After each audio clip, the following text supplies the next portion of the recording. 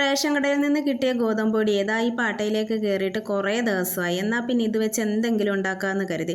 സാധാരണ ഞാൻ എന്താ ഉണ്ടാക്കാൻ നോക്കിയാലും തേങ്ങ കാണത്തില്ലായിരുന്നു. നോക്കിയപ്പോൾ അതുമുണ്ട്. പിന്നെ ഒന്നും നോക്കിയില്ല, ഓടിപ്പോയി വായണയില്ല, ഞാൻ തെരളയില എന്നാണ് പറയുന്നത്, അതും പിച്ചിക്കൊണ്ട് വന്ന് അതിനുശേഷം റേഷൻ കടയിലെ പൊടിയായതുകൊണ്ടൊന്ന് അരിച്ചെടുത്ത് കേട്ടോ. എന്നിട്ട് ഒരു ഉരുളിയിലേക്ക് മാറ്റി ഉപ്പും ചേർത്തൊന്ന് ഇളക്കി കൊടുത്ത് ശർക്കര ചിരണ്ടിയതും പഴവും അല്പം നെയ്യും കൂടെ ചേർത്തൊന്ന് കുഴച്ചെടുത്ത് നല്ലതുപോലെ.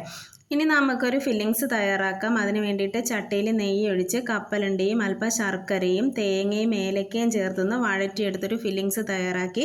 പിന്നെ ഞാൻ ഇല നല്ലതുപോലെ ഒന്ന് കഴുകിയെടുത്തിട്ട് കുമ്പിള് പോലെ മടക്കി അതിലേക്ക് മാവും ഫില്ലിങ്സും വെച്ച് കോണ് പോലെ ആക്കി മടക്കിയെടുത്ത് എന്നിട്ട് ഇഡലിത്തട്ടി വെച്ചിട്ട് ആവിയിൽ കുമ്പിളപ്പം തയ്യാറാക്കിയെടുത്തു.